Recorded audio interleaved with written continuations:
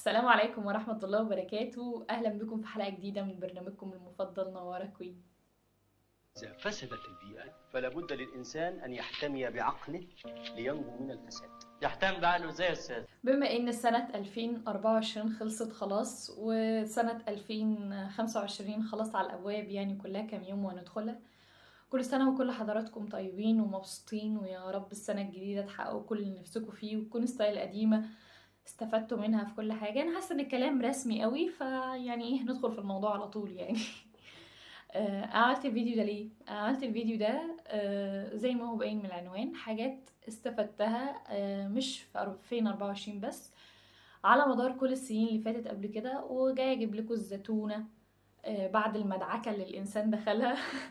جاي اجيب لكم الخلاصة خالص في الموضوع وفي كذا درس. فيلا نبدأ بقى يعني. يلا انت نسيت تعمل سبسكرايب ولايكس وكومنتس وكده. يلا يلا روح، يلا يلا يلا روح اعمل كده وارجع لي تاني. يلا. الرحلة فردية تماما مهما ازدحمت دنياك. لو حد جه من سنة وقال لي الكلام ده، الرحلة فردية، اقول له تمام، اتس اوكي تمام. يعني ها، عايز تقول ايه؟ وخلاص، والموضوع هينتهي بالنسبة لي. يعني لو عايز تقول ان الرحلة فردية، اتس اوكي تمام، يعني زي الفل، ومش هسمع من الكلام بتاعه ولا اي حاجة. بس الانسان بعد التجربة حاجات كتير قوي بتختلف يعني. انا كان عندي صحاب كتير قوي، وكان عندي حاجات كتير قوي، وما كنتش بعمل حاجات لوحدي. بس حصل حاجات لا داعي ذكرها، يعني في النهايه بقيت لوحدي. واكتشفت ان هو فعلا فعلا فعلا الرحله فرديه تماما تماما. الانسان في النهايه لوحده، مهما بقى معاه ناس، مهما بقى مراحل كتير قوي بيمشي مع ناس كتير وكده، هو في النهايه الانسان بيبقى لوحده. الناس هتيجي، اتس اوكي، هيقعدوا فترة برضه وهيمشوا. الانسان الوحيد اللي بيقعد معانا من يوم ما احنا بنتولد لحد دلوقتي هو احنا. فالرحلة فردية تماما. المفروض الانسان كل اعتماده الاولي والاخير ان هو يكون على نفسه. غير كده ف مش هتستفيد باي حاجة. لو اعتمدت على حد مصيره هيمشي بجد يعني. كان في حد دايما بيقول لي مفارق يا ابن ادم، لا اما بالموت لا اما بالبعد. يعني هو كده كده كل الناس ماشيه، لا اما هتبعد لا اما هتقعد. ومش معنى ان انا بقول كده ان انا اعمل انسكيور للناس ان هم يكونوا ان سيفتي، ان هو محدش موجود ومش عارف ايه الكلام ده. بس الموضوع بما فيه ان هو حرفيا اللي معانا النهارده ممكن ما يكونش متاح بكره لظروف خارج ارادته. محدش هيبقى متاح لنا طول الوقت قد نفسنا. فان احنا نتعلم ان الرحله فرديه تماما. الرحلة فردية تماما، وان احنا المفروض نتعامل على هذا الاساس. والله في حد جه شاركنا الرحلة ومشى معانا وكل الكلام ده، اتس اوكي زي الفل. مفيش حد، خلاص يعني مش هنموت نفسنا بقى وان احنا ازاي مفيش حد معانا والكلام ده، لا. ما احنا عارفين النوارة قالت الرحلة فردية تماما، خلاص تبقى فردية تماما. مش كل اللي بيعجبنا بيناسبنا. يعني ايه الكلام ده؟ يعني والله انا النهارده دخلت محل ملابس ورحت لقيت بلوزه تحفه جميله قوي، الوانها عجباني قوي ومش عارف ايه، ورحت اشتريتها وخلاص. بس جيت اقيسها لقيتها مش على مقاسي. هشتريها؟ يعني هي تحفه ولونها تحفه وسعرها جميل وكل حاجه فيها جميله، بس مشكلتها الوحيده ان هي مش على مقاسي. هاجي البسها مش هعرف البسها. هل هشتريها؟ لا طبعا مش هشتريها. ليه؟ لانها مش على مقاسي. كذلك في الحياة ممكن احنا نقابل شخص عجبنا شخصيته بس مش راكب معانا. يعني هو من بعيد كده عجبني قوي الصفات دي وعجباني قوي الكلام ده وكل الحاجات دي عجباني، بس ان انا وهو نبقى في ريليشن شيب، لا مش هينفع. فمش كل اللي بيعجبنا يناسبنا. احنا لازم ندور على الحاجة اللي تناسبنا والحاجة اللي تريحنا، مش الحاجة اللي تعجبنا. لان مش كل اللي بيعجبنا بيناسبنا. حلو قوي، لايقه قوي، مش كل اللي بيعجبنا بيناسبنا بس.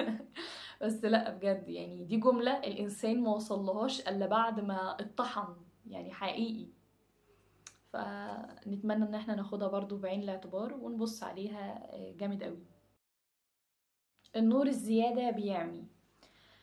طول ما الانسان منشغل في اللي بيحصل في حاله دلوقتي او اللي قدامه بيكون انسان اكتر راحة وبيكون سعيد اكتر من الانسان اللي دايما بيدور على انه يشوف الناس شايفاه ازاي، والناس عايزاه ازاي، وارائهم فيه ايه، والانشغال في حاجات كتير قوي بتيجي عليه بالتعاسة والحزن اكتر من ان هي بتعود عليه بالاصلاح. يعني ان انا اعرف الناس شايفاني ازاي ده مش هيفيدني بربع جنيه، انا مش هستفيد بجد. يعني ما يشوفوني زي ما يشوفوني، يعني مش فاهمة يعني الناس لما تشوفني.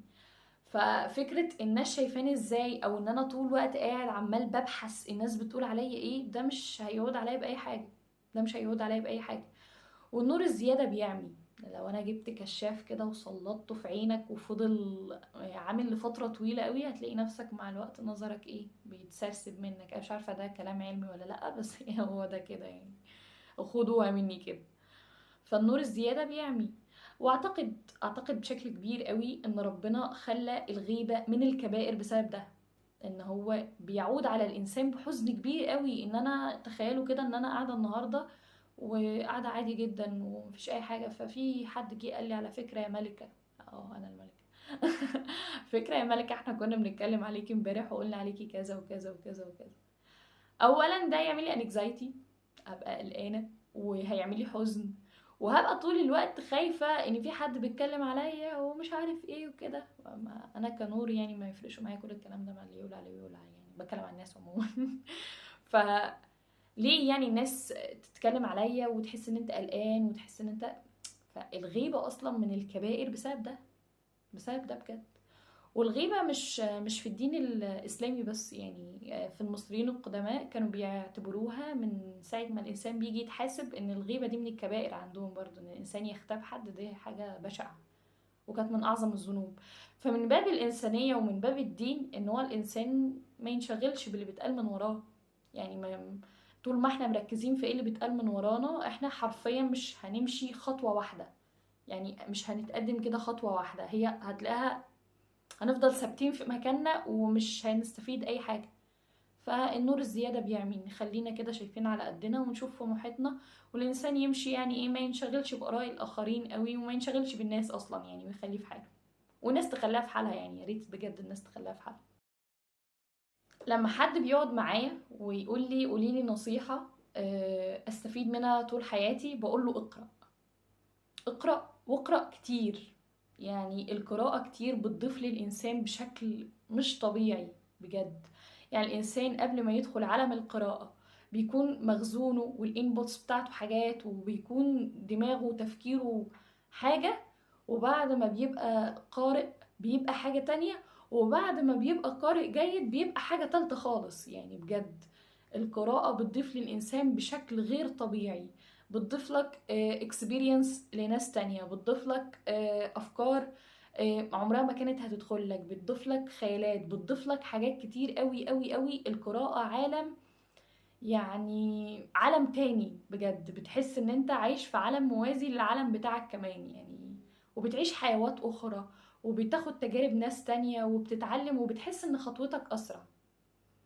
احنا الاول كانوا دايما يقولوا البقاء للاقوى، يعني البقاء للأقوى من حيث القوة. بس احنا دلوقتي احنا في حرب معلوماتية، يعني احنا دلوقتي في عالم المعلومات. الواحد اللي عنده معلومة أكتر من الشخص التاني هو ده الإنسان اللي البقاء له. يعني هو البقاء للشخص اللي عنده معلومة، البقاء للشخص اللي عنده معلومة.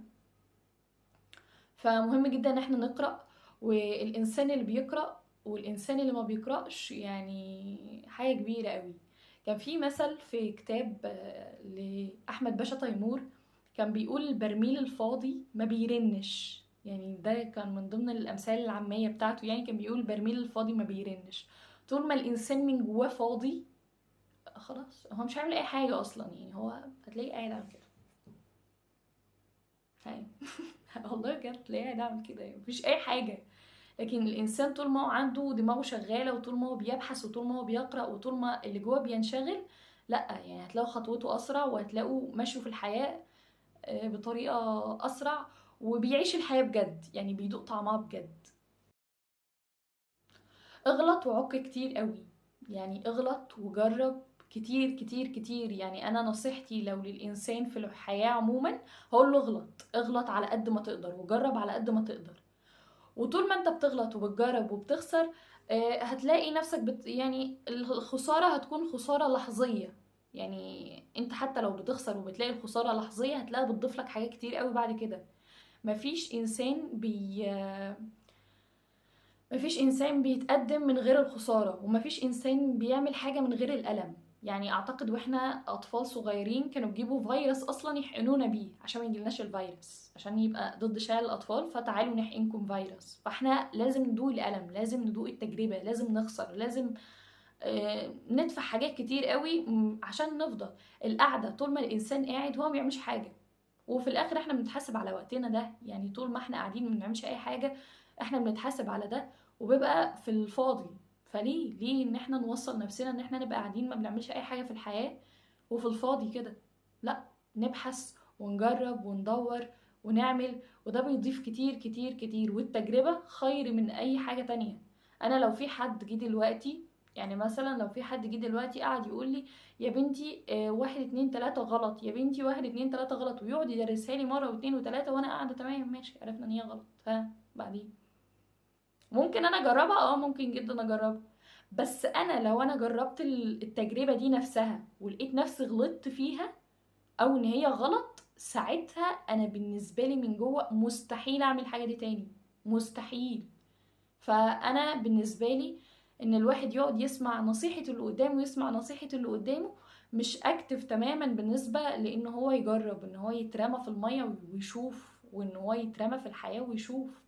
التجربة بتضيف للإنسان، بيقولوا مثلا 100,000%. بجد يعني التجربة بتضيف للإنسان بشكل كبير قوي، وإن الإنسان يغلط ويعك ويجرب ويعمل حاجات كتير قوي، ده بتضيف له أكتر من إن هو يقعد يتنصح من شخص يعني.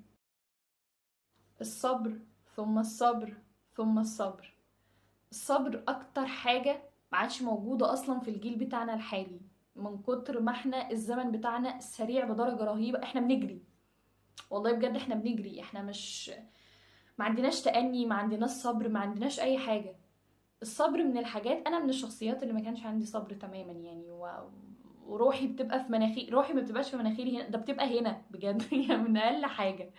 لحد ما اتعلمت موضوع الصبر، ان الانسان يصبر ويتأنى في حاجات كتير قوي بنبقى بنجري لها مع انها هي جايه اصلا في الطريق. يعني تخيل كده انت قاعد بتجري الحاجه قوي وهي الحاجه اصلا جايه، يعني فهتلاقيها خبطت فيك كده. فلا يعني الانسان المفروض يكون صبور، وان الانسان يعني يتعلم الصبر. الصبر من الحاجات المهمة جدا جدا جدا جدا، وبتعمل كواليتي لايف اصلا للانسان. يعني بتخلي حياته جودتها كويسة، بتخلي حياته ماشية برتابة، بتخلي حياته ماشية بطريقة كده معينة غير اي حاجة تانية. فلا، الصبر ثم الصبر ثم الصبر ثم الصبر الألف مرة. يعني الإنسان المفروض يصبر ويتأنى، ونحاسس ان الحاجة مش جاية يهدى عليها، هتيجي. يعني حاسس ان الموضوع مجهوده ضاع، لا اهدى، هتلاقيه مسمع في حتة تانية. حاسس ان هو عمل حاجة وما كانتش كفاية، يهدى هيلاقي الموضوع جاي. كل حاجة بتاخد وقتها، وكل حاجة بتاخد اوانها، ومفيش حاجة بتيجي بالاستعجال ابدا. ربنا خلق الدنيا في 6 ايام. يعني حرفيا ربنا خلق الدنيا في ايام، مش ان هو جت كده عشان يعلمنا الصبر. مع ان ربنا كان ان قال الشيء كن فيكون، في ثانية تكون الحاجة. بس ربنا خلقها بتأني، لان كل حاجة محتاجة بأوانها، كل حاجة محتاجة تأني. فاحنا محتاجين نتأنى شوية، محتاجين ان احنا نهدى على نفسنا شوية كده ونصبر وناخد نفسنا ونمشي الحياة برتابة، وما نبقاش بنجري. يعني ما نبقاش بنجري، لان الجري ما بيحصلش اي حاجة. المعاملة الكويسة للناس.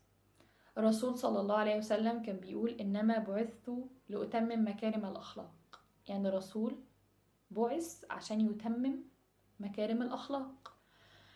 ومن ضمن مكارم الأخلاق المعاملة الكويسة للناس، إنك تعامل الناس بشكل كويس. المعاملة الكويسة للناس مش بتيجي بين يوم وليلة، بتبقى محتاجة جهاد مننا، إن احنا نجاهد نفسنا إن احنا نعامل الناس كويس، وإن احنا نكون كويسين في حق الناس. بس في حاجة تانية أنا فكرت فيها. وات اف انا النهارده جيت انام على المخده فمت، هي الأعمار بيد الله، يعني محدش وملهاش مواعيد يعني ان احنا نبقى عارفينها، هي لا مواعيد بس احنا مش عارفين احنا هنموت امتى. هل انا جاري اللي انا زعلته وصاحبتي اللي انا زعلتها وفلانة اللي انا عملتها، هل ده كله يستاهل ان انا لما اموت دلوقتي هم يكونوا زعلانين، او ان انا ما بكونش بعامل الناس كويس، او ان انا اكون حد ضال؟ لا خالص، لا خالص. احنا لما نموت اصلا مش هنبقى غير ذكريات في حياة الناس دي، يعني احنا ما احنا الا شوية ذكريات هيتجمعوا بعد ما ماتنا. فنحسن الذكريات دي، نعامل الناس بالحسنى، نعامل الناس كويس، عشان فيما بعد الناس دي تفتكر لنا حاجة. فالمعاملة كويسة للناس من الدين ومن الإنسانية ومن الأخلاق ومن كل حاجة. حتى الشخص الملحد اللي مش متفق على دين ومش متفق على حاجة يقولك نكون كويسين. فمعاملة الناس كويس دي من أحسن الحاجات اللي الإنسان المفروض يكون بيتحلى بيها، وإنه بيجاهد نفسه بيها طول الوقت. الرضا، أعتقد إن أنا عملت فيديو كامل أصلا عن الرضا، بس أنا مش هحكي هنا عن الكلام اللي أنا قلته في الفيديو خالص. أنا هحكي عن ستوري تايم ليا أنا. جدتي رحمة الله عليها، يعني ربنا يرحمها يا رب ويسكنها فسيح جناته، ادعوا لها يا جماعة. قبل ما تتوفى كانت ادتني اسوره، والاسوره دي من ساعه ما توفت وانا لابساها ما بخلعهاش ابدا، لحد من كام شهر كده وانا في الجامعه الاسوره دي وقعت مني. لما الاسوره دي وقعت مني انا لو انا مش ما عنديش المينتاليتي بتاعت الرضا دلوقتي، انا كان زماني صورت وعيطت وانهارت وفضلت يومين اصلا، يعني دماغي مش شغاله بحاجه غير بالسلسله دي، الاسوره. فلما الاسوره دي وقعت انا زعلت طبعا، دورت عليها ما لقيتهاش وخلاص. روحت البيت وانا متضايقه وجوايا شعور زعل ان الاسوره دي وقعت، ولانها عزيزه عليا جدا، يعني ده تيتا. قعدت مع نفسي كده وقلت لنفسي كلمتين: نور، هو انت وانت جايه النهارده على الطريق، يعني انت ماشيه على طريق، مش كان ممكن تعملي حادثه؟ لقيت انه هو ليه لا. وما كانش ممكن انتي ما تناميش في البيت؟ لقيت انه ليه لا. ومش كانوا ممكن اهلك دول يتبهدلوا عشان يجوا يشوفوكي؟ وما كنتيش هتروحي الكليه؟ وهتقعدي شويه على ما تاخدي الموضوع؟ مش يمكن ربنا وقع الاسوره دي عشان يفاديكي بيها؟ لما بدات ان انا افكر بالمنطلق ده حسيت ان هو الاسوره غاليه عليا جدا، ومن تيتا وما تتعوضش ويتزعل عليها، بس وقعت. انا في ايدي ايه دلوقتي؟ فلقيت نفسي تلقائيا بقول الحمد لله، الحمد لله ان هي وقعت، اكيد خير، اكيد خير. انا مش شايفاه ومش شايفه الحكمه منه، بس اكيد 100% ان هي خير وان هي حاجه كويسه. موقف زي ده انا من زمان ما كانش ده ردة فعلي خالص. طيب انا ارتحت وتاني يوم عدى عليا عادي، والايام عدت والمواضيع عدت عادي. انا لو كان الموقف ده حصل وانا ما عنديش منتاليتي الرضا، او ان انا مش راضيه، انا اقسم بالله كان ممكن اقعد شهر اصيح يعني اقعد اسبوع اعيط والشهر بعد اصيح وابقى متضايقه ومش عارف ايه، ومش هستفيد حاجه ومش هترجع، يعني هي مش هترجع ومش هستفيد اي حاجه. فتعودت ان انا بقول الحمد لله على كل حاجه، الحمد لله على اي حاجه بجد. فكونسبت الرضا، كونسبت الرضا من الكونسبتس المفروض تكون مغروسة في قلبنا بجد، وان هي ما تطلعش ابدا الا بصعوبة، يعني لان طول ما الانسان راضي هتلاقوا الدنيا زي الفل بجد، مهما كانت صعبة مهما كانت ايه هتلاقوا الدنيا بتعدي وهتلاقوا الايام بتعدي. فمهم جدا ان احنا نتحلى بكونسبت الرضا. اقبل التغيير، يعني مش معنى الانسان ماشي على رتم واحد طول حياته ان هو خلاص اقبل، يعني المفروض ان احنا نقبل التغيير ونقبل اللي بيحصل والحاجات اللي بتتغير، ونشيل الغشاوة اللي على عينينا دي شوية. يعني ممكن يكون حد احنا فاكرينه كويس قوي في حياتنا وفاكرينه ان هو يعني جايب الديب من ديله وان احنا من غيره ما نقدرش نعيش، ومرة واحدة قرر ان هو يبعد، او ان احنا قررنا ان هو يبعد، او ان هو بعد، او كل الكلام ده، وشلنا الغشاوة كده من على عينينا. فجأة بنبقى بقى بنقعد فترة كده تعبانين ومتدمرين وحاسين ان هو الموضوع صعب ومش عارف ايه، وبعده بكتير قوي، بشهور كتير قوي، يعني بيعدي من عمرنا كتير قوي، ونيجي نبص نلاقي ان ده كان انسب حل. لا، المفروض ان احنا من الاول الموضوع مشى ان احنا نقبله.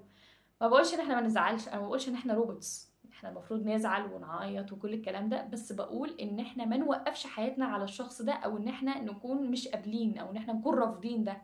لا، نقبل التغيير. وممكن حاجة نكون شايفينها خير جدا، شايفينها اكتر حاجة خير في الدنيا وتطلع شر، وممكن تكون حاجة شايفينها شر جدا وتطلع خير.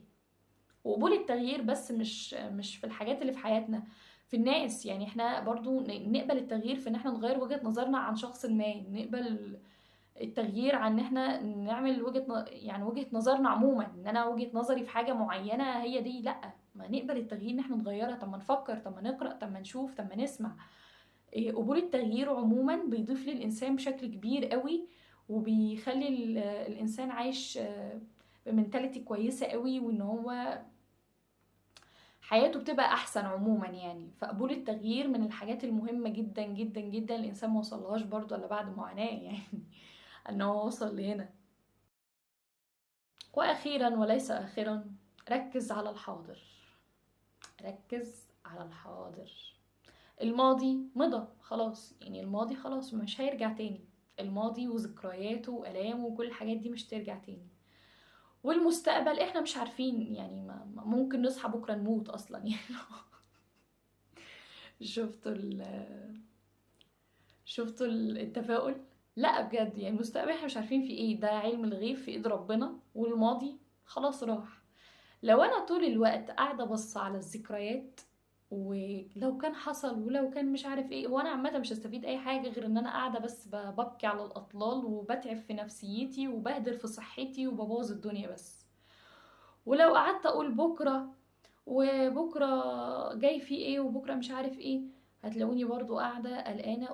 ودلوقتي ده اللي انا بعيشه ده، طب ما دلوقتي ده كان بكره بتاع امبارح، وكان إيه الامس بتاع بكره، يعني بجد. ليه بكره؟ ركز على الحاضر، مالكش دعوه باللي فات. اللي فات لو انت غصت فيه مش هتعمل اي حاجه غير ان انت تطلع في ديبريشن بجد طول الوقت، ومش هتستفيد حاجه. ولو قعدت مركز على بكره مش هتستفيد اي حاجه غير ان انت عايش في انكزايتي، هتفضل قلقان طول الوقت ومش هتوصل لحاجه. فالانسان من المفترض ان هو يركز على الحاضر.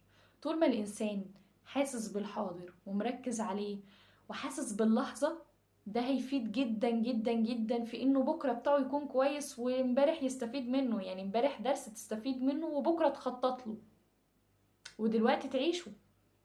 فليه الناس ليه الناس خايفة قوي من بكرة؟ وليه الناس في نفس الوقت قلقانة، يعني تعبانة قوي من امبارح؟ يا جماعة يا جماعة، يعني نخلي الموضوع flexibility اكتر من كده، وان احنا نقدر ان احنا نبص للامور بنظرة اوسع من كده. ما تبقاش نظرتنا ضيقة قوي زي الكيدز الصغيرين. اللهم بلغت اللهم فاشهد. واخيرا بقى وليس اخرا، خلاص وصلنا لنهاية الفيديو. اتمنى ان كل التيبس اللي انا قلتها دي تكون جديدة عليك، وان انت تكون استفدت منها، وان انت تقدر تطبقها في حياتك. انا مبسوطة والله بوجودي هنا اساسا على التشانل، بجد يعني وجودي حاجة بسطاني قوي. بس عايزين طبعا ان احنا نعمل سبسكرايب ونعمل لايك ونعمل كومنت. يا عم الكاريزما، يا عم التقيل، والله انا مقدرة كاريزمتك جدا يعني ومقدرة ان انت تقيل قوي يعني. والاستاذه سعاد حسني هي غنت لك انت الاغنيه مخصوص يا واد يا تقيل وكده. بس يعني ايه، اعمل لايك واعمل كومنت، وبعد اذن كاريزما حضرتك يعني يعني ايه، وشاير الدنيا كده وخليك لذيذ، يعني خليك لذيذ. مادام بتتفرج على حد لذيذ زي لازم تبقى لذيذ يعني بهزر طبعا، بس مش مانع برضو انت تعمل سبسكرايب ولايكس وكومنتس وكده. انا مش هكمل الفيديو لو انت ما عملتش يعني. يلا اشوف كمل الفيديو. الفيديو خلص اصلا يا عزيزي، يعني الفيديو خلص، فيلا تعمل لايكس وكومنتس وكده. واخيرا وليس اخرا، ثانك يو ان انت وصلت لحد هنا. انا مبسوطه ان انت وصلت لحد هنا يعني، بجد دي حاجه تبسطني قوي، وهتبسطني اكتر لو انت عملت لايك وكومنت